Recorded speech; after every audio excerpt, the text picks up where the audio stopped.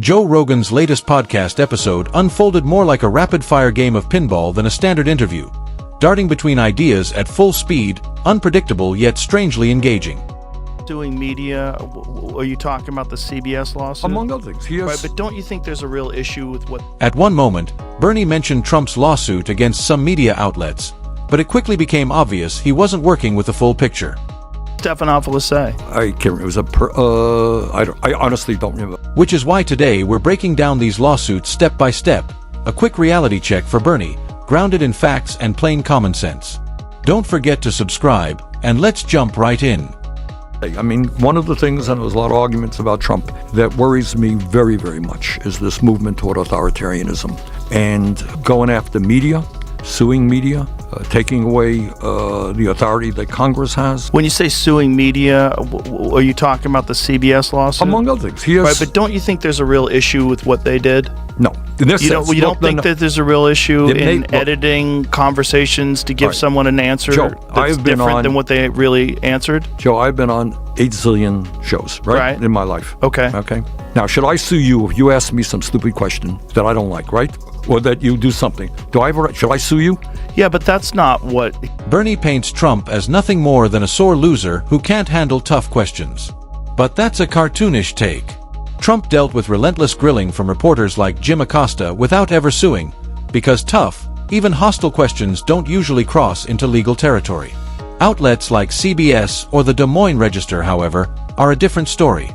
These lawsuits touch on actions that may have influenced public opinion during an election. Agree or not, that's a real debate. Bernie skips over the nuance and goes straight for caricature. So let's lay out the facts and see how his version stacks up. ABC. He has sued Meta. He is suing the Des Moines Register. He is suing CBS for this Kamala Harris interview. That's what a free press is about. You don't like it, you got to live with it. You do something, I'm not going to sue you, Joe. Right, but it's not that simple, right? Like, let's not talk about Trump, but let's talk about another candidate, someone on the right and someone on the left. And there's a concerted effort to promote this person that's on the right. And so the polls are rigged, or these are funded polls that make it look like this person on the right is winning by a substantial margin, and what this does is decreases the motivation that people have to come out and vote against them. That's happening.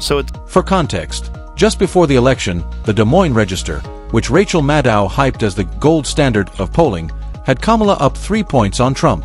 CNN, MSNBC, and the rest of the media megaphone blasted it non-stop. But on election night, Trump won Iowa by 14 points. That's not just a miss, it's a wipeout, way beyond any margin of error. Now, does suing make Trump look thin-skinned? Maybe. But let's be real, a mistake that huge is like sinking a billion-dollar deal because of one bad headline, no matter how strong the fundamentals were. The lawsuit with the conversation that they had with Kamala Harris, where they edited the answers that she had to make it look more precise. 60 Minutes, they were suing 60 Minutes. Yes. Is, to my mind, historically, they've been around for a very long time. You know, they're not infallible, but I think you look at most objective people will say 60 Minutes has a sterling reputation for investigating. He's not wrong. The show has been a staple of American media for years. But Bernie treats that history like a free pass from accountability. Joe Rogan, respectful but unflinching, methodically dismantled Bernie's argument with the facts. Investigative journalism, if you change someone's answers. If you ask her a question and she comes with a rambling answer that doesn't make sense, and you edit that out and insert another answer to a different question that seems more cogent. All right, Joe, you're walking down... you're walking down a dangerous path. Suing media has the impact of intimidating media. All right, if somebody sues you, all right, let me finish, all right? Okay. Somebody sues you, why not you? You could be sued tomorrow. At this stage, it's a joke. Anyone who actually watched the full Kamala Harris interview, unedited, would never arrive at the conclusion Bernie's pushing. Sure, 60 Minutes has history, but that doesn't buy them immunity forever. They knew their position was weak, and the $16 million settlement speaks louder than words. The takeaway? Maybe it forces them to sharpen up on accuracy. And while we're at it, Let's not ignore platforms like X and Facebook, both of which have dabbled in censorship, yet Bernie stays silent. As the back-and-forth wore on, Sanders felt the pressure.